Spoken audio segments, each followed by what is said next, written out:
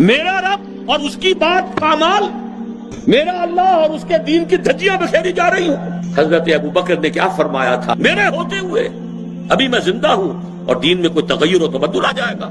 اگر یہ نہیں ہے تو بے غیرتی، اور اس بے غیرتی اور بے حمیتی کا عالم جو ہمارے دین میں مقام ہے اس کو سن لیجئے۔ اللہ نے وحی کی حضرت جبرائیل کو علیہ الصلوۃ والسلام، فلاں فلاں بستیوں کو الٹ دو۔